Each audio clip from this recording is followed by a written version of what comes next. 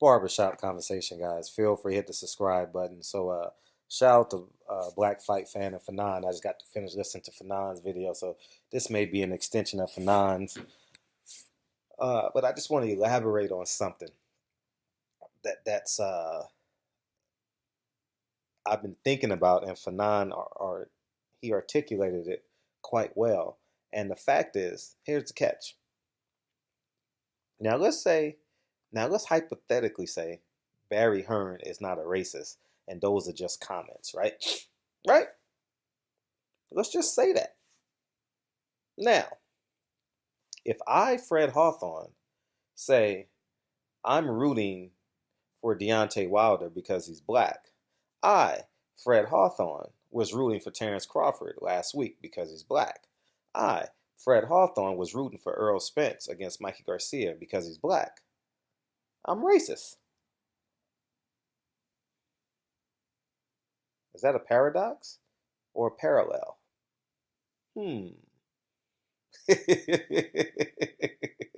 I just lost the ignorance. All right, now we just leveled up the conversation, and it's so funny because by that definition alone, it is impossible for me to be a racist, right?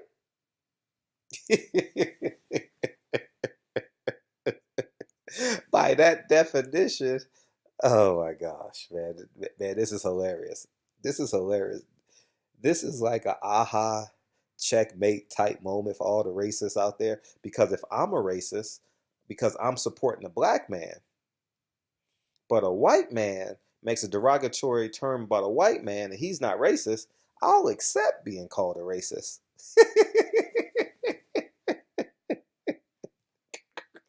Oh man, the tangled webs we weave, man, and it's just a beautiful thing when you can when common sense and practicality and reality makes the racist the bobo's the fool.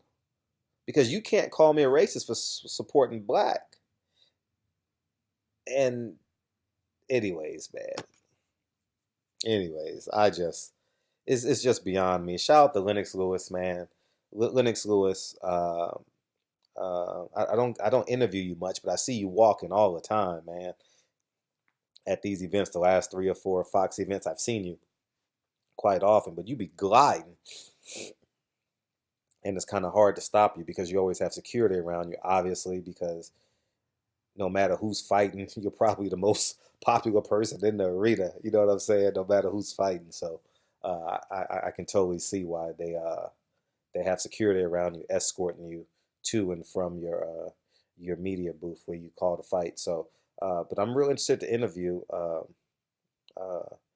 Lennox Lewis because I think him being Jamaican, him being in the UK, and I believe now he lives in America. I would assume he lives in America now. He doesn't leave.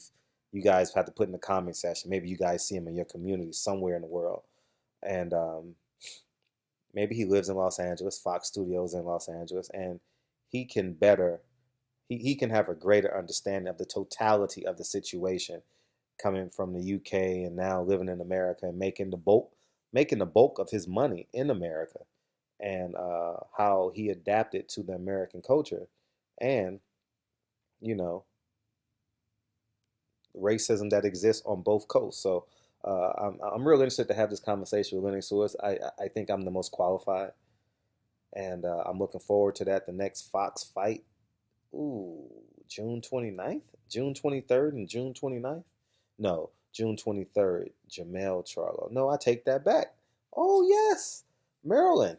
I'll get to see him in Maryland next week, May 11th. Jared Hurd. I'm gonna press my way, guys. I'm gonna press my way. I'm only there for 2 days. I get in first thing Friday morning. I leave first thing Sunday morning. I'm compressing my trips now because Lincoln's getting older. So I definitely need to spend more time with him.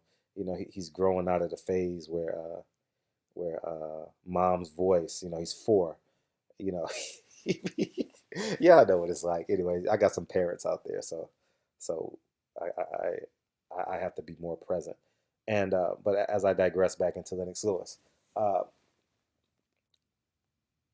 I'm interested. I'm interested in his perspective, and I'm also baffled. For real, for real. I'm actually baffled that no media has actually inquired Barry Hearn, Eddie Hearn, on the history of matchroom boxing and his father and why he had these thoughts and the type of slave contracts he drew up and could he articulate some slave contracts and the people he represented in the past and like because the more he'll talk, the more he'll incriminate himself because it is a million view video. You know what I mean? It's a big video, but I'm probably the only person qualified to do that interview and probably the most courageous person to enact on that. So I don't know when next time I'll see Eddie. I'm not pressing or looking out for him. Next LA card, I'll probably bump into him somehow, some way. And but I'm a racist because I say I root for the black fighter. By that definition, David Benavidez is a racist. By that definition, Mikey Garcia is a racist. By that definition, every Mexican, or forgive me, 90% of Mexicans in Los Angeles are racist. By definition, all of Adam Kornowski fans are racist.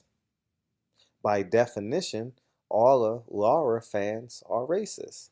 By definition, all of Guillermo Rigondeaux's fans are racist.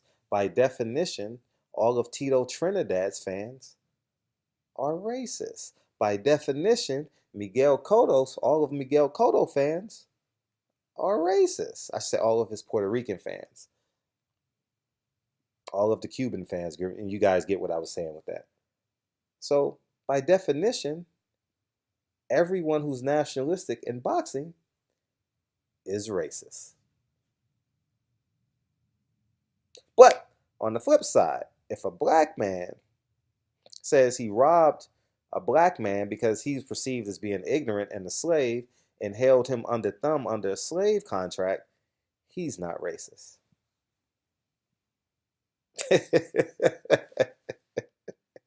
Oh man, I'm gonna tell you one thing, and I'm gonna tell you one thing only. I'm gonna find, I'm gonna find a way to win that battle. Now, matter of fact, win the war because after I win, it's over. You know what I mean? It's and I'm gonna say to all my black men out there, all my black women that listen to this video, all my Latinos, because realistically we're in this together. But since I'm a black man, I'm only an expert on being a black man, so I'm gonna succinct this to black men. Get your shit together. Make sure you own the keys to where you live, or if you're renting, make sure you're paying your rent on time, and make sure you're developing something that can sustain you far beyond the last days of your 9 to 5 job if you have a 9 to 5 job. It's incredibly important that you have a level of ownership and a level of income that can sustain you that you've created.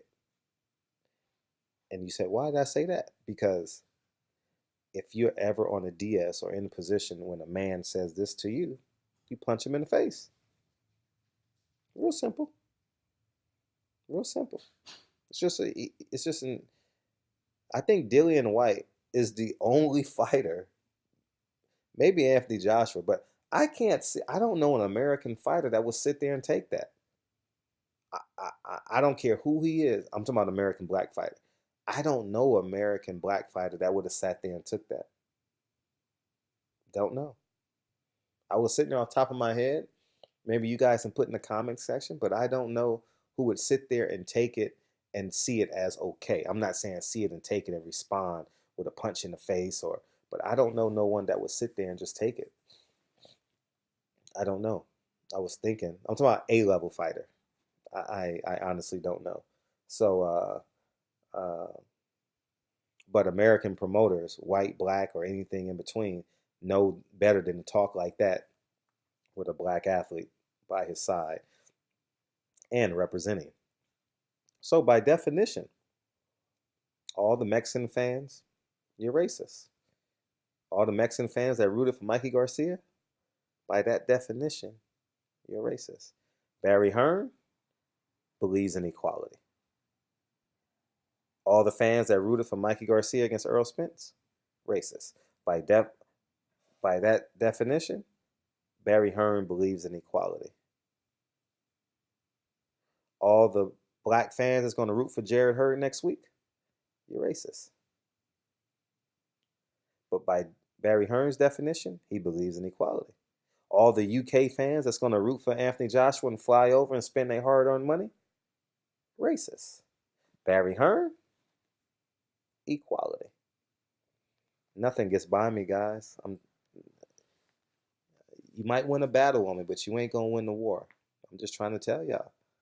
Barbershop Conversations, they're about to jump in the comment section and get blocked. Blocked. Blocked. Blocked.